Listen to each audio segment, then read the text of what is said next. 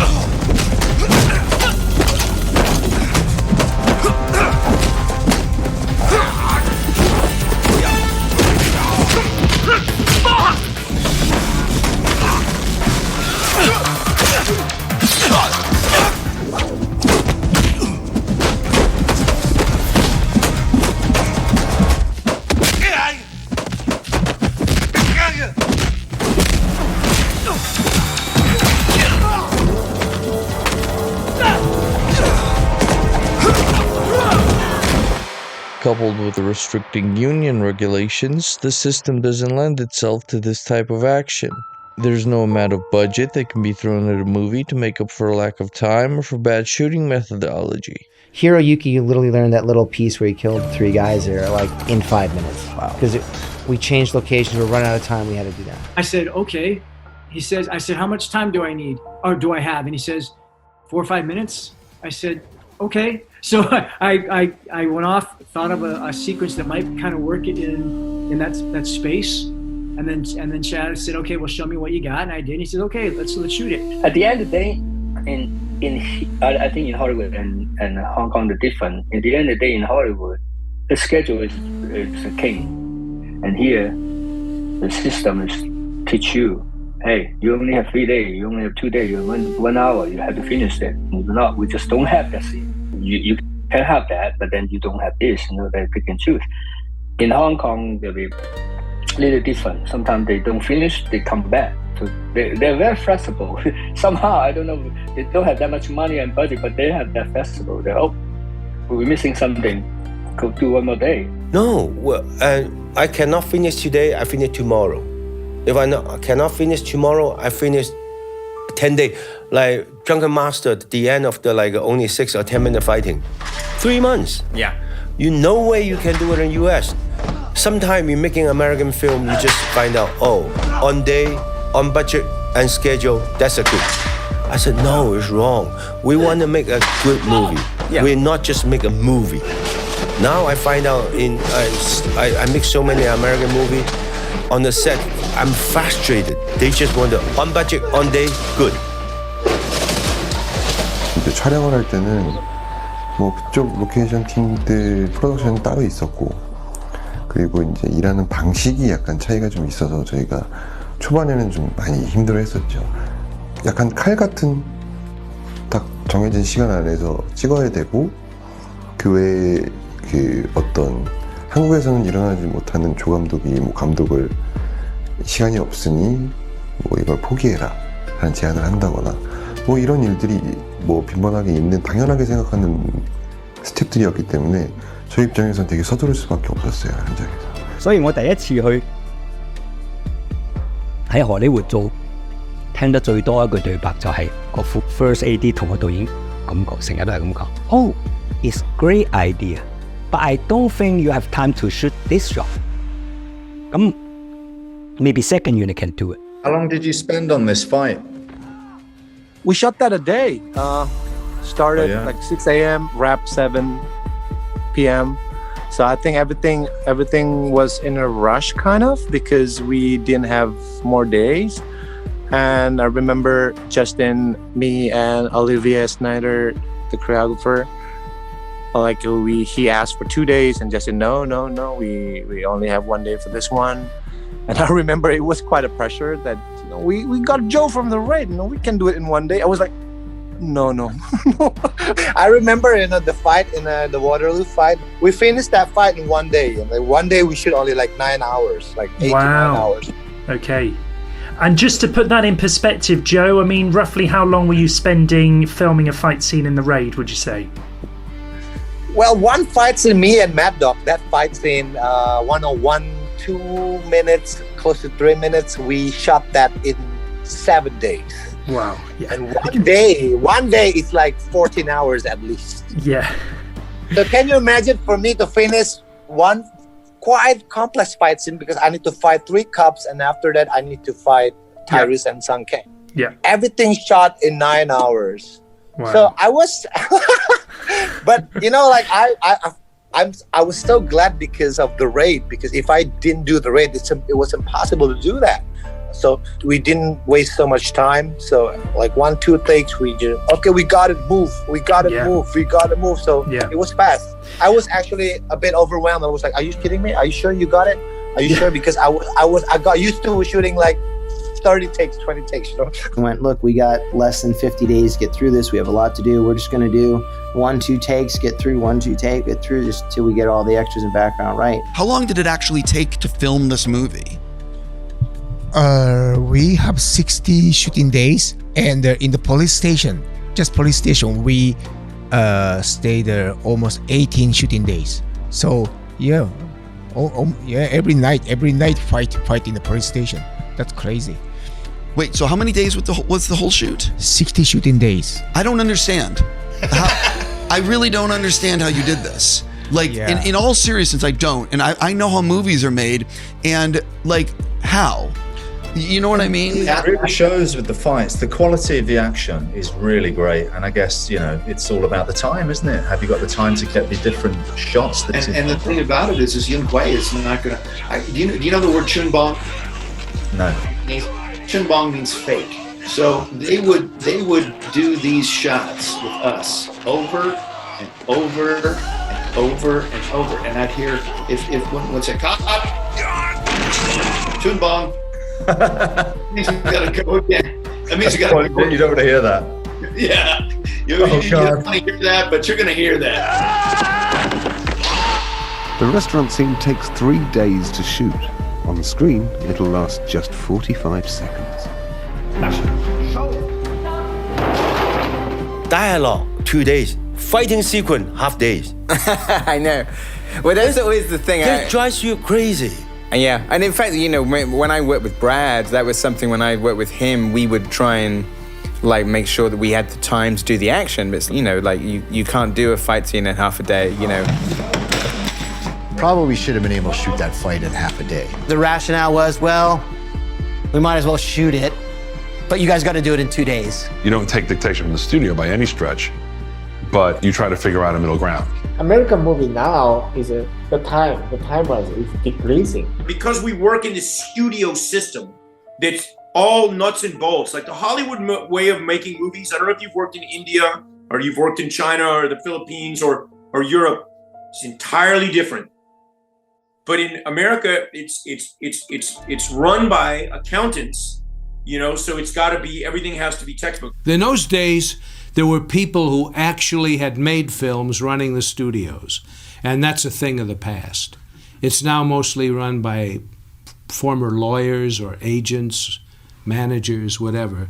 But in the 70s, when I started making films, it was a different breed. Those guys had made films. Also, what I was not used to on this set, again, after so many years of China, independent films, or my own action directing in India or whatever, it was a very Western process.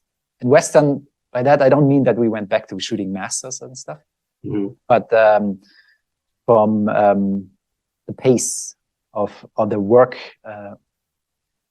the working pace on set. I don't know if you if you know what I mean. It's I got very restricted in what we were trying to do because we had to follow so many Western rules. Right. Which slowed us down a lot. And of course, we have to respect other departments. But sometimes it's just it's not necessary to do checkups after every take, right? Right. When you're in the middle of the action, and if you have an action shot where the hair is flying around anyway, once you shoot once you edit it. But we did all those fixes. It cooled us down and everything. And there was unfortunately no way to say anything against that. So that was a little bit frustrating for me. Because we don't have that many rules. Yeah. In America, there's so many rules. I remember in when I'm filming in Hollywood, then when I try to move the table, no, cannot touch. You cannot touch. They have to ask the prop guys coming. Yeah. Et donc je me demande effectivement comment ça va se passer, surtout que les règles là-bas sont très différentes d'ici. Il y a plein de choses qu'on n'a pas forcément le droit de faire. J'ai pas le droit quand on filme une scène comme ça à table de toucher un verre ou de bouger ça, parce que c'est le travail de l'accessoiriste. Donc si vous le faites, vous avez une amende. Voilà. Et c'est pour vous résumer un peu le côté très carré de tout qui fait que des fois on est un peu sur la pointe des pieds effectivement parce qu'on essaie de trouver une liberté là-dedans et c'est pas toujours évident. But in Japan, in Asia, our stunt team do everything. Sometimes they do some special effect stuff like powder, like atmosphere, like they work like the assistant director. In Asia, we do everything. And then sometimes our AD or our props master helps us. Yeah. But in America, in American style, they don't allow us. Maybe some people just take a rest. I love the fact that everybody contributes even beyond their roles. They all do everything. I mean, putting the mat to helping each other out to helping the actors out to everything. So they work as a team, which I think is the best part. They also operate the camera, and he doesn't leave the camera. He wants to take all the shots, which is great because he knows exactly what moment to capture and how the camera should move for a certain impact and effect. I mean, I really don't understand why now. Well, I do. It's to do with the unions and people crossing over to other people's parts, you know. But I mean, the quality of the stuntmen in America now, their abilities, what they can do, you know, I think they actually surpass the Hong Kong stuntmen now. The new Hong Kong stuntmen cannot do what the US stuntmen can do now. And I'm just talking about fight choreography and reaction.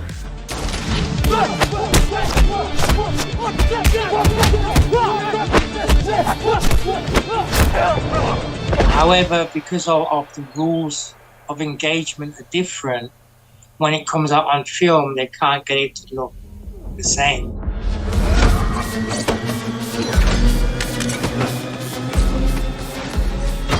No, because what I didn't do anything special. I just went there, I got the hit, and then for the next couple of days, I just laying on the ground, you know. So that is stunt work actually. Sure. And this is what I feel like. Oh shit! I mean, the training, the experience, 2 months preparation, and how to learn everything was amazing. But that's the job as a stunt guy in professional world.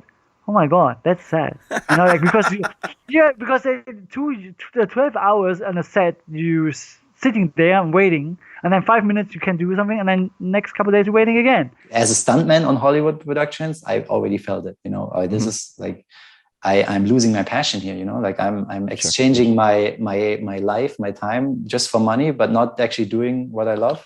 You know? And I mean, it's always good to have money, right? But like the day I got to be on drama unit, it was waiting the entire day. If Hollywood means that, then that's not for me. If I can work my ass off and do like Hong Kong style and you know, live out my passion in a Hollywood film, then yes, that's for me.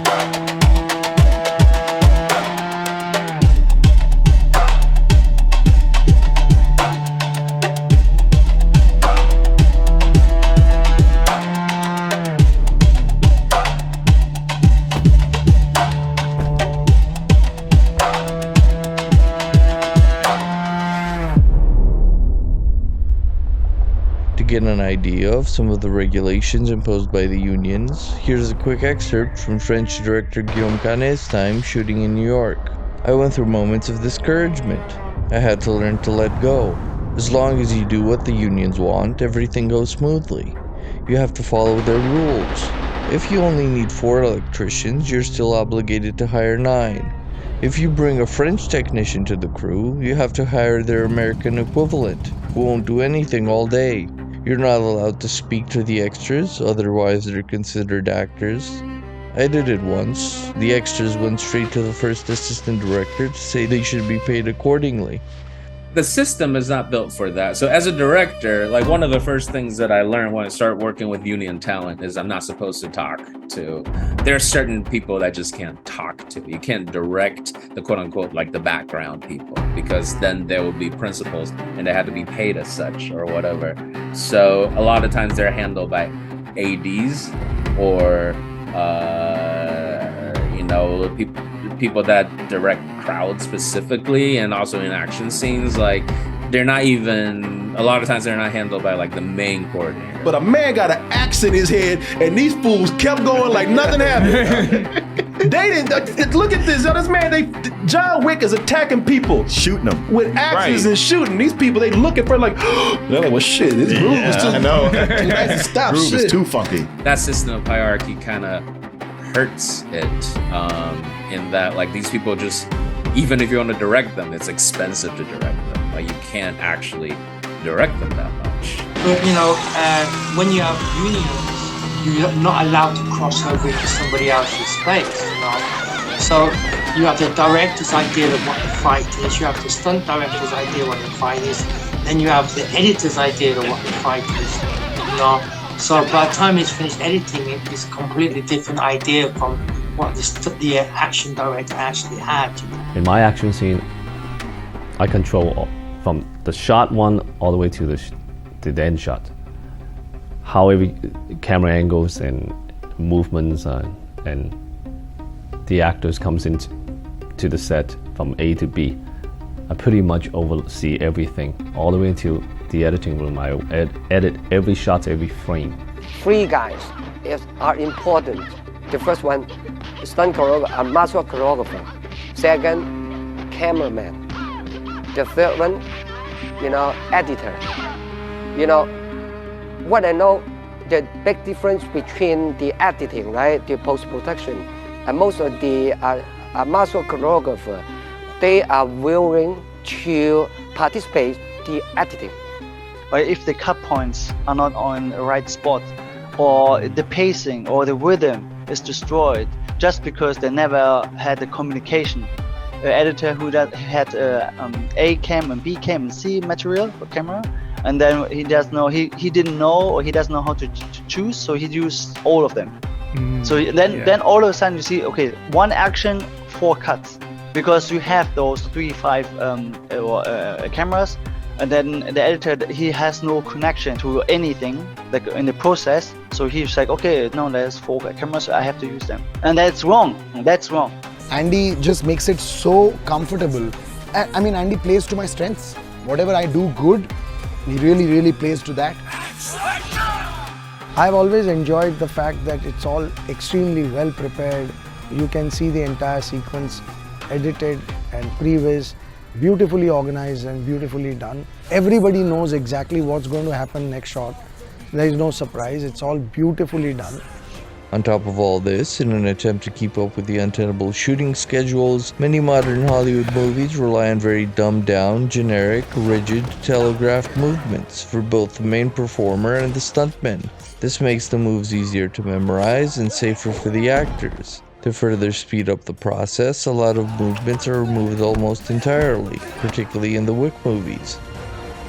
We're going to do all grappling, jiu-jitsu grappling, so no matter what angle we're at, it's going to be a sell. We don't have to sell hits. We don't have to worry about a miss. We don't have to do any of that stuff. こういう位置関係になってた。ここ蹴ってたでしょ。はい。彼の顔ここだよね。もう一度見てみると高いのか確かに頭の上を蹴っているこの時点でバレバレなの。ちゃんと相手の顔の前に来ました。うわ。闇雲に早く言えばいい。We won't throw a punch or kick in the movie. It's going to be awesome. If you rely on long masters to shoot the fights, introducing hits, close dodges, or blocks that the actor needs to sell complicates the choreo.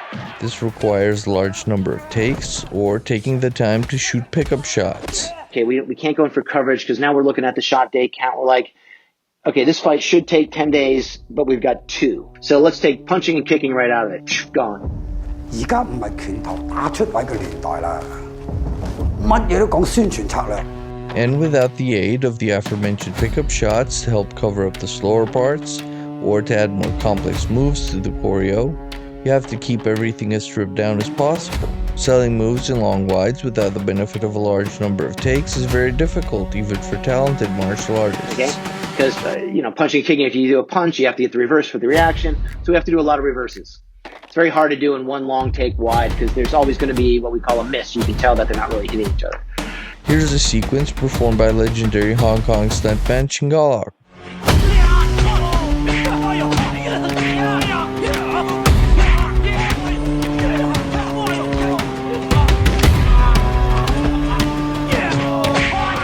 Back fist misses by almost a foot. Elbow doesn't connect. Savoir adapter. Si la caméra elle est là, pour un coup de poing circulaire, ouais, c'est facile. Mais si elle est de profil, mets-toi là, tu vois, et il y a plein de cascadeurs, ils vont faire leur truc. Bah non, mec, ça passe pas. Donc dans ces cas-là, au lieu de faire un truc trop circulaire, bah tu vas le plonger un petit peu. T'es obligé, il faut savoir s'adapter. Another aspect that suffers is footwork. Maintaining proper distance for an extended shot while keeping the actor safe is very difficult, so footwork is also simplified. See what it is?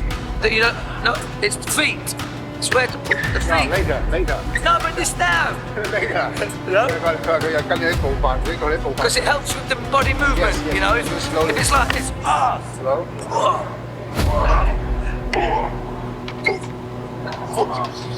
See, I don't know what to do with the feet. It's the feet. Always the feet for me. Always. Yeah. There you go. Yeah. Oh, sorry, I'm getting. No. You do your thing. Okay. Yeah, I can do. See? Yeah, you have the control. The distance is very important. This is too far, but this is too much. This is right in the distance. So it's very, very hard to do this choreography. But they did a great job.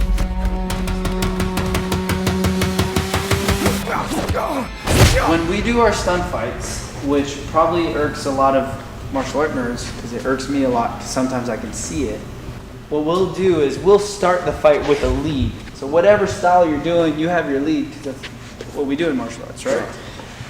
I have to be able to play to both sides of the camera as fast as possible. Okay. So what we do is we'll take whatever our lead is, and we'll turn it into a neutral stance. I can block on both sides. And I can naturally hear she throws a hook on the other side, she throws a hook on this side, she throws a hook on that side. I can just keep flowing between the two sides. If she's driving me back, pretend this is way more intricate than it is, okay? She's driving me back. If I keep this neutral stance, I can move a little easier because I know she's not gonna hit me.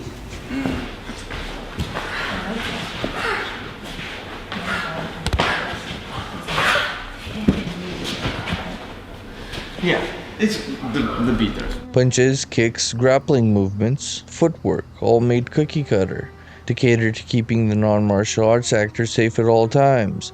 That means very predictable, plug-and-play, interchangeable body movements that have no personality or distinct flavor. Yeah, pretty much just made this all up on the night. But I think this introduced to the idea of the toolbox, the way that you guys train me. The magic of what Keanu went through is we built a giant toolbox for him. You're out! That at any moment we can pull out tools from and plug and play. The boring action movies or the boring fights are the ones that are generic and they just like plug and play.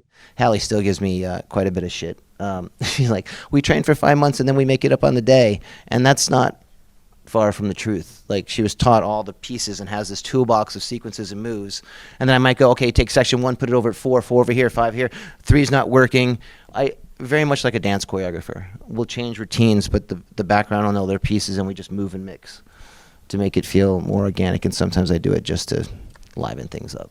And I think that Chad, he gets a lot of juice by blowing things up for a second and then having people run to put them back together.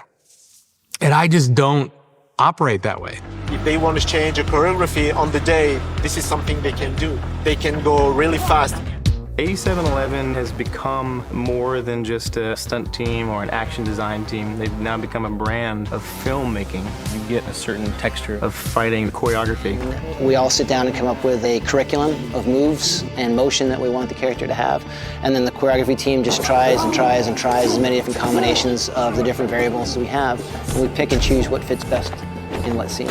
This is sort of built from a bunch of modular pieces of choreography that we designed for Lorraine's character.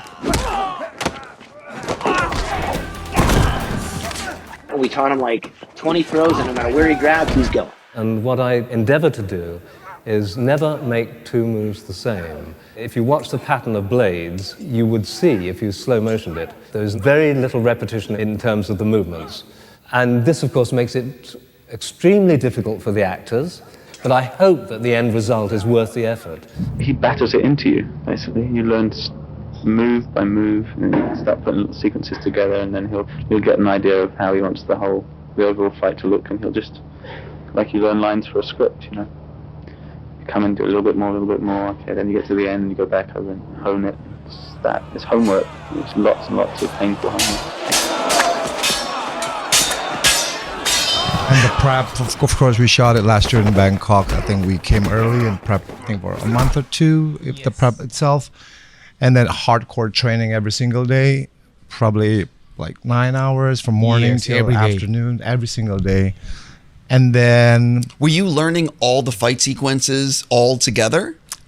In the prep, yes. And then Kenji designed the choreographies, and then everybody's different, and then, gave me my part of the choreography, and I train every day with the Japanese stunt team, they're amazing. They did a good job. That's actually a lot of hard work, a lot of pain for sure. I remember the first week I couldn't get up from my bed. Everyone moves the same and performs at the same 7 out of 10 intensity. Cynthia talking about working with Samuel, how demanding he was. Well, take a look at the end product. Right? I tell performers nowadays, you can't perform at 60% or 70% speed. There are people out there that are like, what's the fight speed? Well, let's go like 70, but then it doesn't translate to the screen, right? Imagine you're telling an Oscar-nominated performer to go 70%. You can't go at half speed. It's got to be flat out to make it work. Very few people realize the amount of slow build-up, sometimes with actors who have never done it before in their lives, that is necessary to get them to a point where they can convince an audience that they really are going flat out for real.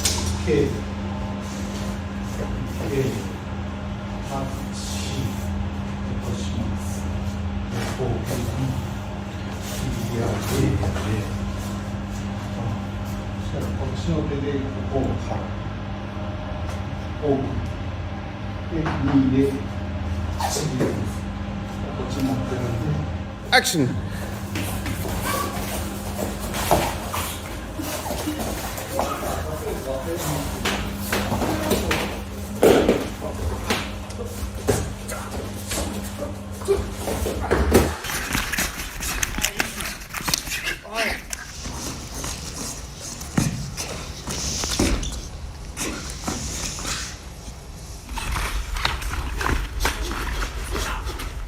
Ôi, hồi.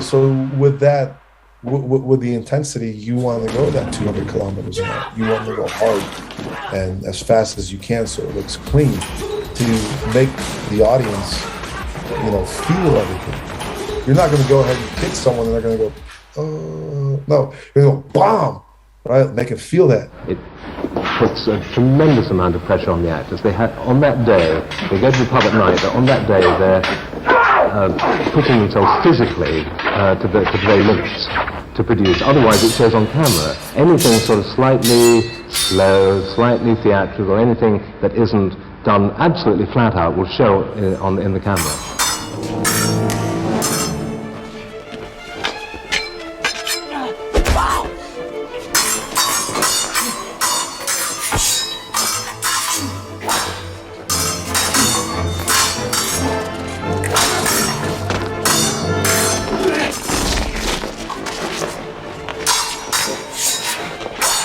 C'est ça, viens, énerve-toi. Because they have such tight schedules, modern Hollywood fights are more preoccupied in getting through the choreography. We're just going to do 1-2 takes, get through 1-2 take, get through. 佢嗰種專業咪就係我唔會理觀眾覺得好唔好先，我自己過唔到我自己嘅關，我永遠都唔會過。びしょ濡れ状態の2人でもアクションチームはさらなる上を目指し妥協がない。はい、じゃあ僕お願いします。その熱意に2人も全力で応えようとする。何度も自分の納得のいくまで繰り返す。もう一回やっていいですか。はい、もう一回行きます。そうよね、もう外。大胆に行って。もう一回行きますよ。動きますよ。もちろんもちろんもちろんですよもう。今もう一回お願いしますって言ってそんな現場に支障がなくてもう一回できそうだったら早く自分から自己申請してやった方が絶対いいものになるから。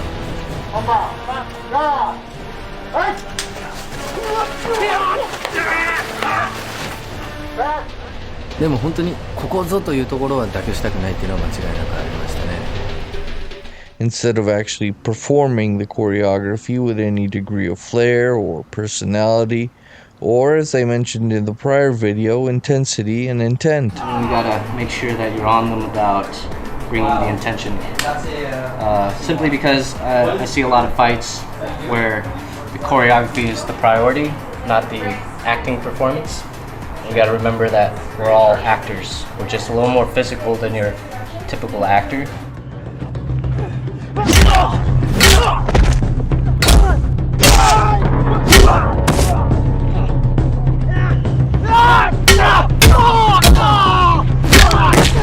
The goal is choreography that is passable, that is believable enough, and not choreography that is evocative or hard-hitting or that actually feels like a fight.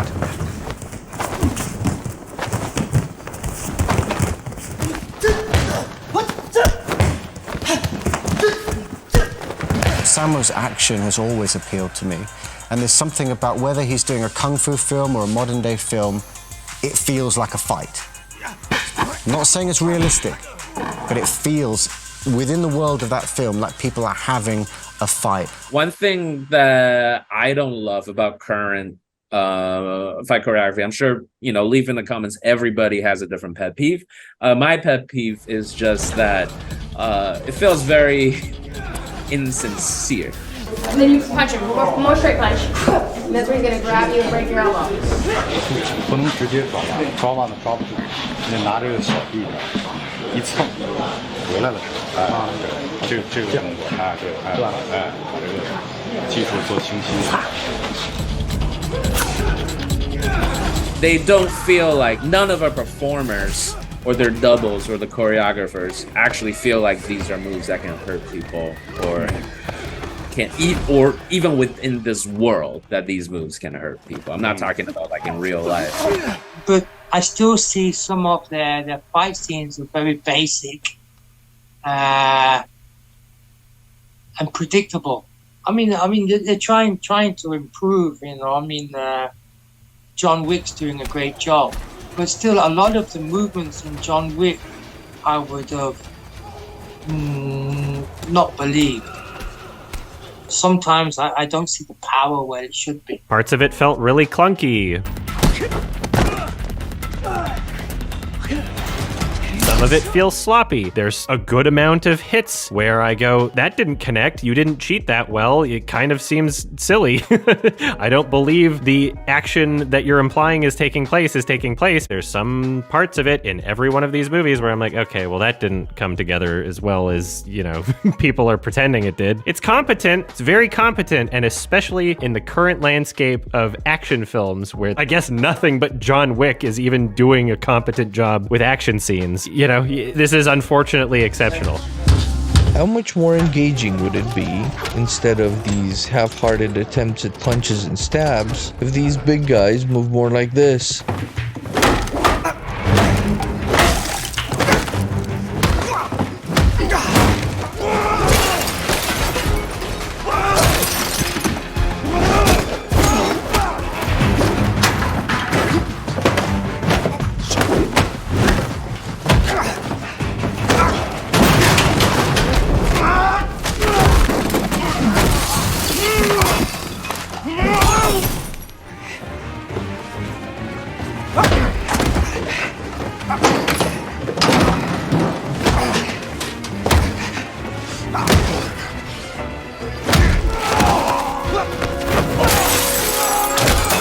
if the characters attacking the protagonist don't move aggressively, or if their moves don't look like they pose any threat, the action on screen ends up feeling lifeless.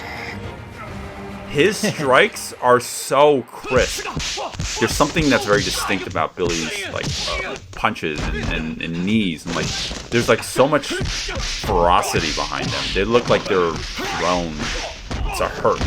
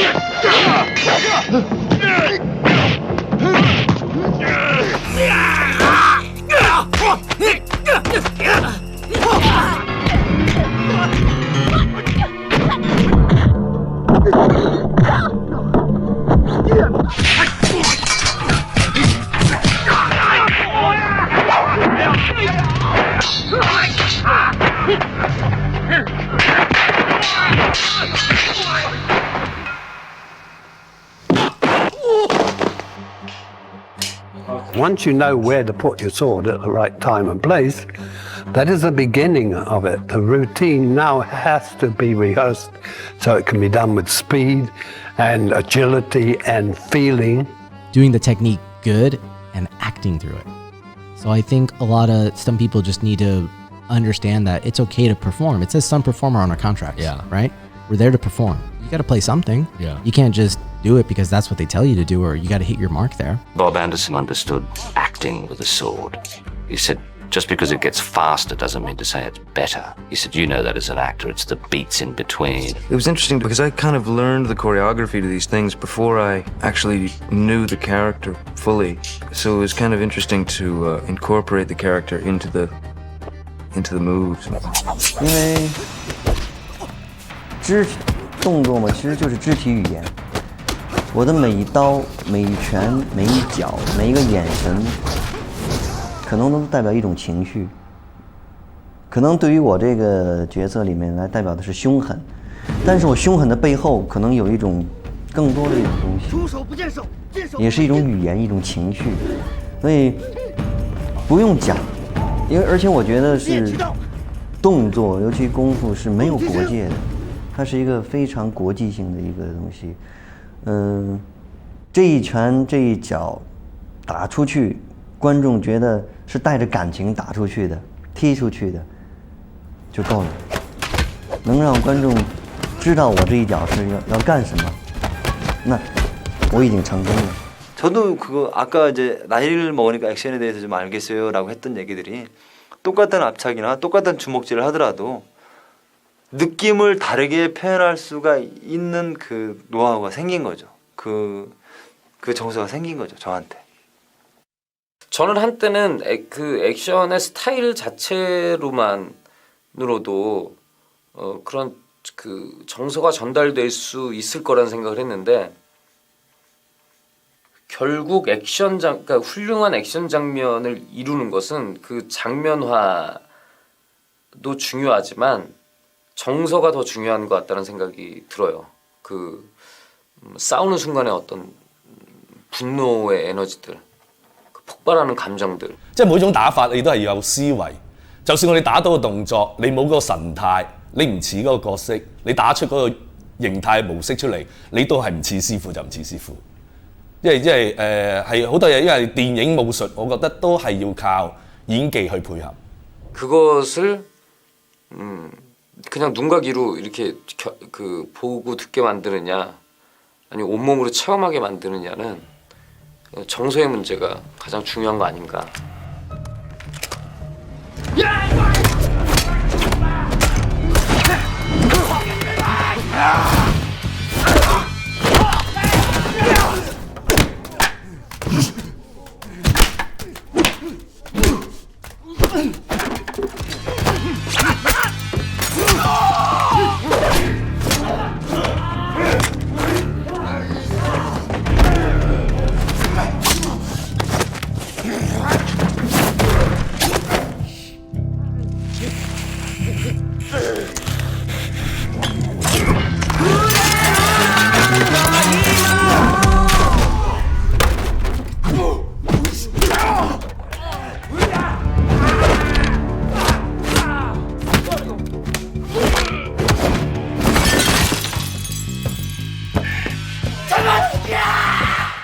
With all that being said, there's one more element regarding performance that happens to tie into this video specifically, and it's the one thing that can't be replicated while working within the Hollywood system.